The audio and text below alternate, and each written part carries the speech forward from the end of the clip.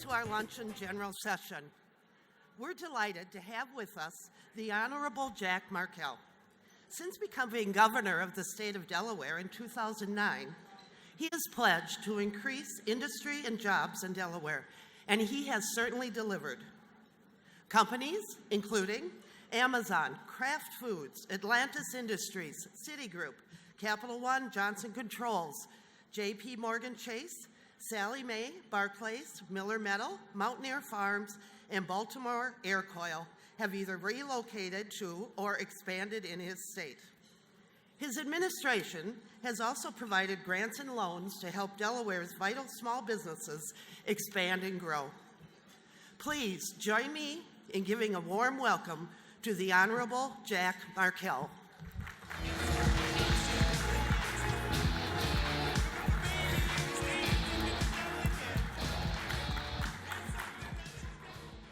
Well, hello, everybody. Thank you for having me. It's good to be with all of you.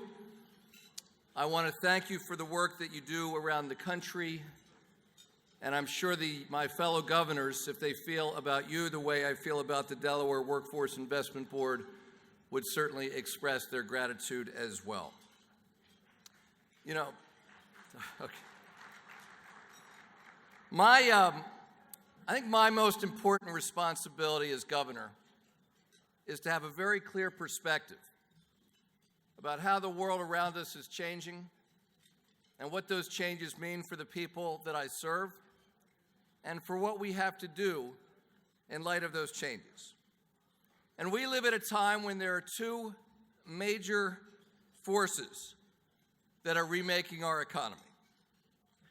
These two forces have the potential to do a lot of good, but if we don't understand them and respond appropriately, they also threaten the prosperity of our nation.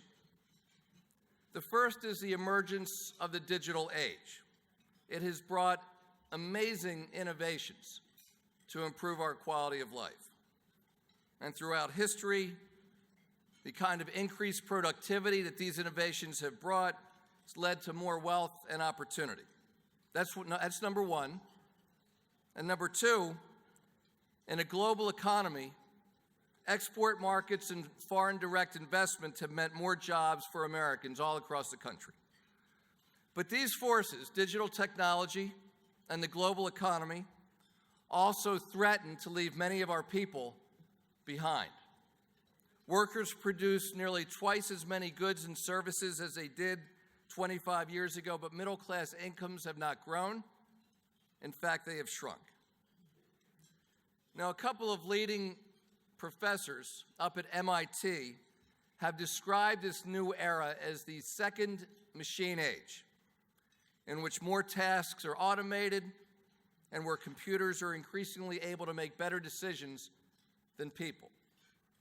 And like in the first machine age, which was the Industrial Revolution, the potential of this era, this new era, is enormous, and it's expanding all the time. But you know, the crucial difference today is not only the speed with which technology affects our everyday lives, but also how innovation is changing the role of people in our economy. And while the inventions of the industrial age relied on increased human labor, many of today's inventions displace the need for human labor. And jobs that once guaranteed a stable career are now outsourced to other countries or handled by new technology. And this, of course, is where all of you come in.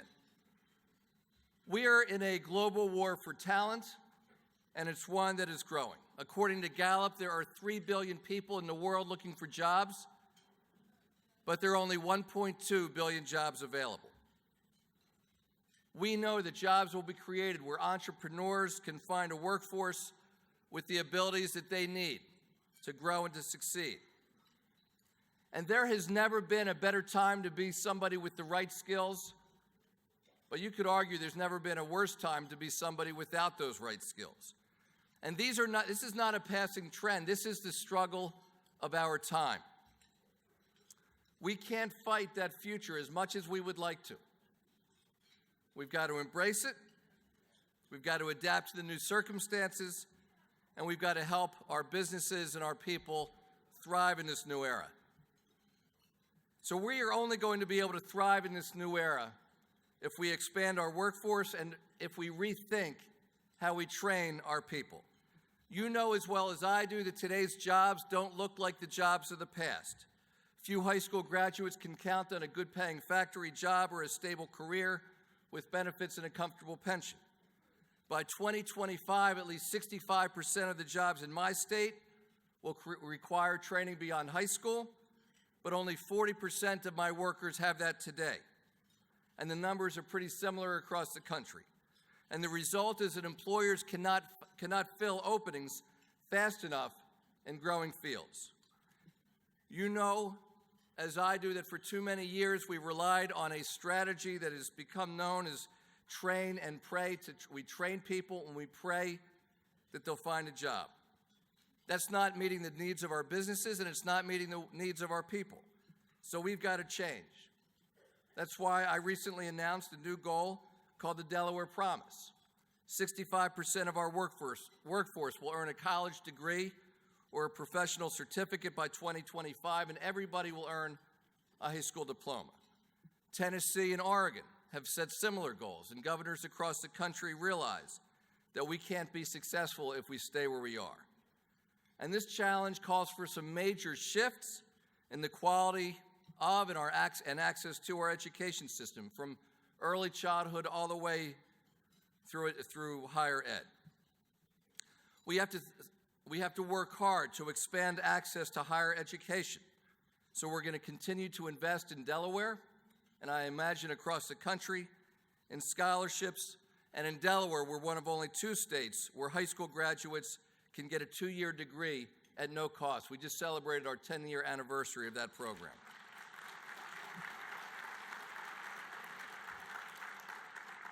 We've just announced a new initiative called Pathways to Prosperity, which will establish partnerships with employers, with universities, our K-12 system, to create career pathways in key industries.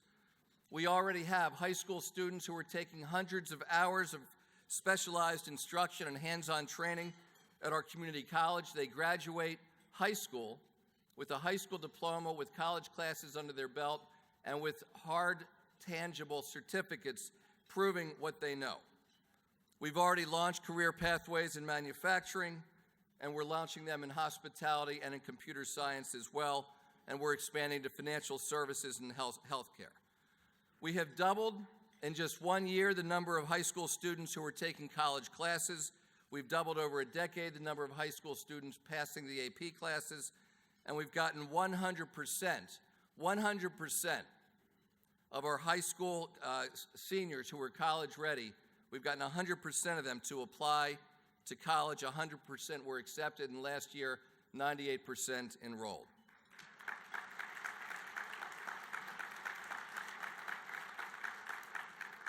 I just stepped down after 3 years as chair of an incredible organization that was started in Delaware about 35 years ago and now is doing work in more than 30 states across the country, called Jobs for America's Graduates.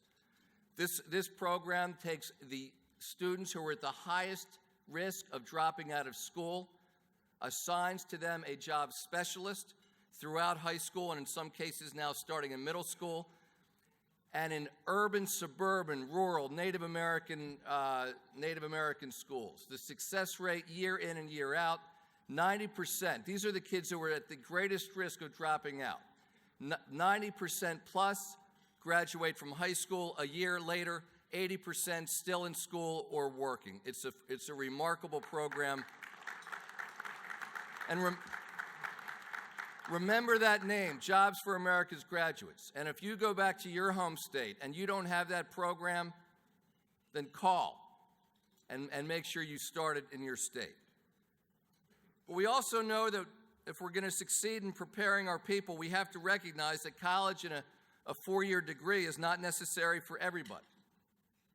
We have amazing partnerships, and I'm so glad that there's so many people here today from the business community, because the bottom line is government cannot do this alone. Workforce investment boards and institutions of higher education cannot do it on their own. We need you. And we've got a couple of great examples in our state, one in the financial services industry, another one in aviation. I would talk about it now, but I'd rather that you come at 2 o'clock. We're going to have a conversation over, I think, in the Georgetown room, where we can talk about very specifically how business, institutions of higher education, and K-12 can partner with government to make sure people get the training that they need to do the jobs that are available in this economy. This also means, of course, starting a lot earlier, and everything from recognizing what the Federal Reserve Bank in Minnesota has said, which is the most important economic development investment that a state can make, is in early childhood education. And in just the last 3 years, we've doubled the number of low-income students in Delaware who are enrolled in the highest quality early childhood centers. We're investing in STEM education. And we also recognize that in a global economy, we do our kids a big service if we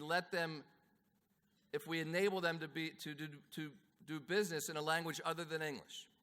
So we are now in year 3 in Delaware. We have today we had 1,400 kindergartners, first graders, and second graders who are at school right now. And they spend half of their school day learning in Chinese or in Spanish. They're learning science, social studies, and math in either Chinese or Spanish. Next year, we're going to 1,400 students today. Next year, 2,200 students. We're adding schools and grades each year. By the 4th grade, they'll be proficient. By the 9th grade, they'll be taking and passing the AP tests in these languages.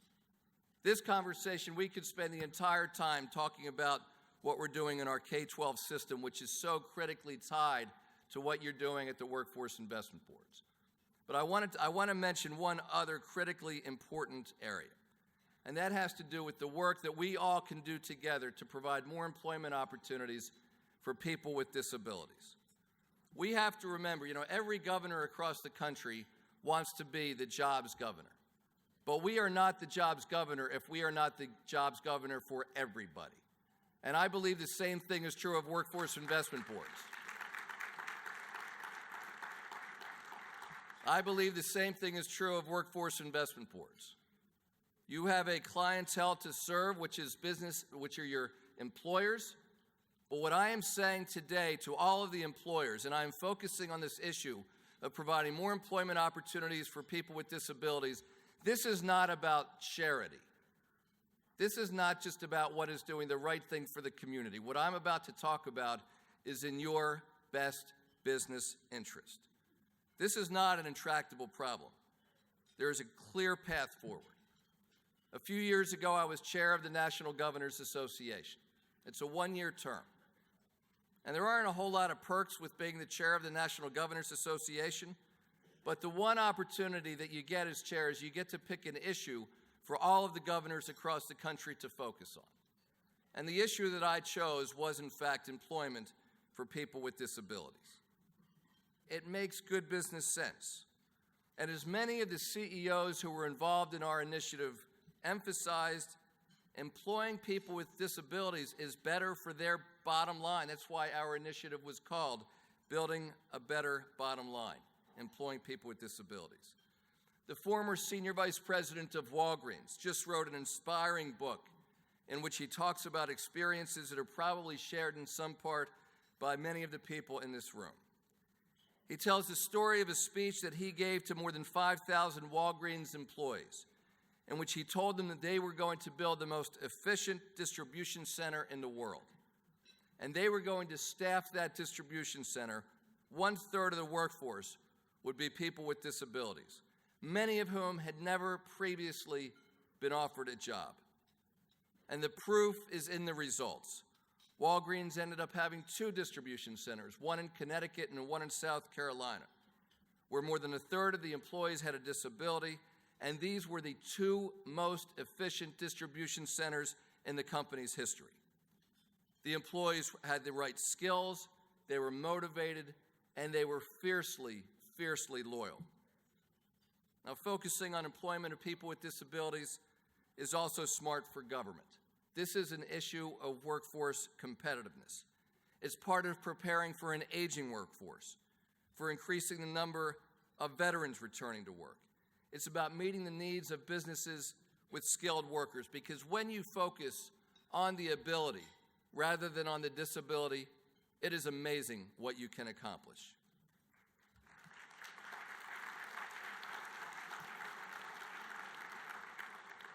And this is also about reducing the reliance of this population on government assistance while taking advantage of what it is that they can contribute to their communities. And I'm pleased that under the new Workforce Innovation and Opportunity Act, it's no longer okay to act as if disability is only the responsibility of vocational rehab. We have an historic opportunity right now to ensure that all programs addressing barriers to employment are accessible. Whether the programs serve disconnected youth or children from single-parent families or Native Americans or rehabilitating former prisoners, there is a subset of that population that has a disability, and they are all part of the process, and access to programs is a responsibility shared by everybody. And I know you're going to be discussing this law quite a bit during this conference, but I want to share a few key points about implementing the law to ensure opportunities for people with disabilities. Employers are absolutely critical to the process of implementing the Act and creating a dynamic and adaptable and inclusive workforce. And under the Act, employers will be able to use federal funds to cover the cost of internships and apprenticeship. For the first time, federal contractors in every state must now be inclusive employers. This change asks them to take action affirmatively to recruit, to hire, and to retain people with disabilities. And when you put together your team, there are a lot of stakeholders that should be involved. These include not only voc rehab and workforce agencies and labor, but also people from education and transportation and health, the disability community itself, and businesses that include people with disabilities, including your state business leadership network, should be involved. Education should be involved because of the role that teachers and high expectations have got to play in successful transitions into the workforce. Transportation is also a really important element because obviously people have to be able to get to the job. And one of the core commitments of the Act is employment as the outcome of first choice. There are many resources available from a wide array of funding sources, of funding streams that can support employment and training programs. Instead of funding day rehab, healthcare dollars from Medicare and Medicaid can be directed toward job coaches and training programs and other employment efforts. I mentioned this a moment ago, but I want to come back. A critical element is having high expectations for young people, frankly, starting at birth. And instead of preparing young people with disabilities for an expectation of a lifetime on public assistance, we should be preparing them for an expectation of a lifetime in work. It can make an enormous difference. Students who are still in school need to have opportunities to experience the workplace, and there's a strong correlation between early employment opportunities while still in school and their success later in getting a job and succeeding in a job. And another step toward success is having the right data about how your state is doing. Frankly, this was easier said than done, as historically workforce boards and agencies review the data, and people who are not actively looking for work are not included in those data sets. You've got important numbers of working-age individuals with disabilities in your state who have not been in the earlier information. That information is now available from a number of sources, and I point you specifically to a great new organization. I know they're present here at this conference called Respectability, and they have this integrated data set available. And finally, I just want to mention a couple of models that work. One, Project Search, probably many of you familiar with it. It exists around the country in Delaware. Our largest healthcare system, Christiana Care, has been a partner in this effort. And Project Search connects a talented pool of young people who have significant disabilities with the needs of an employer through a proven School to Work program.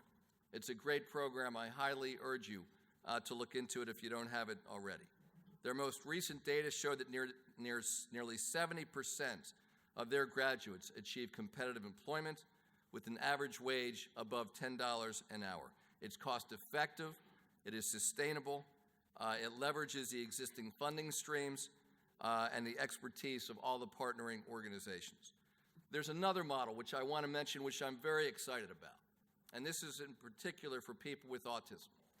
About 4 years ago, I read about a father in Denmark who was on the fast track in the information technology field in Denmark. And he had a son, and when his son was 2, his son was diagnosed with autism. This was not in the father's plan. He didn't expect to raise a son with autism. And the more he learned about his son's prospects in the world in which we all operate, the more concerned he got, because he had the same kinds of dreams and aspirations for his son as we all do for our children. So he ended up leaving his job in Denmark, and he created an organization called Specialisterne. It's a Danish word that means the specialist people. And he left his job, he created this organization with the purpose of connecting people with autism to employers around Denmark. Now, I read about him about 4 years ago in the New York Times, and I called him, and I said, I'm interested in learning more, because we sure have a lot of families in Delaware with autism who have aspirations for their children. Well, to make a long story short, about 2 years ago, he moved with his family to Delaware. And he is now partnering not only in our state, but in states around the country. He is connecting people. His organization recruits and vets and trains employees who can work in data testing and software and all kinds of IT fields. And I don't know that there's a more inspiring visit that a governor can make than to go to a real employer and see our constituents doing real work. Work where they, frankly, for people who for years were never given a shot.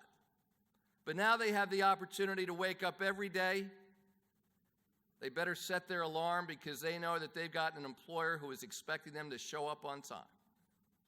And they go to work, and they're adding value, and they're part of a team, they're part of something that is bigger than themselves, and they're even earning a paycheck. And that's why we are all here.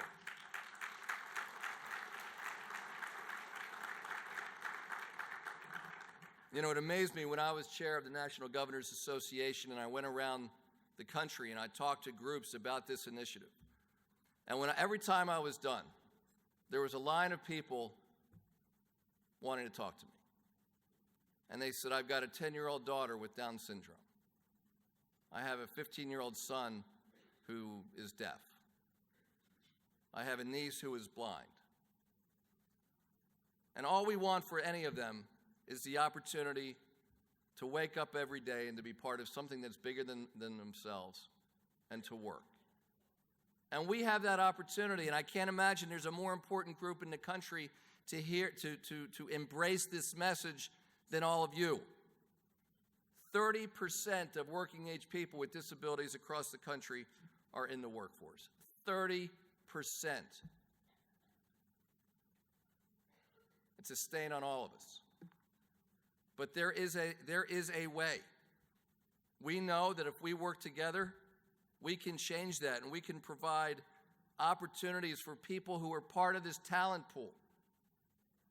Again, if we focus on the ability rather than the disability, we can do amazing things. So let me close with this. The work that you all do, I believe, is amongst the most important work that is being done in this country.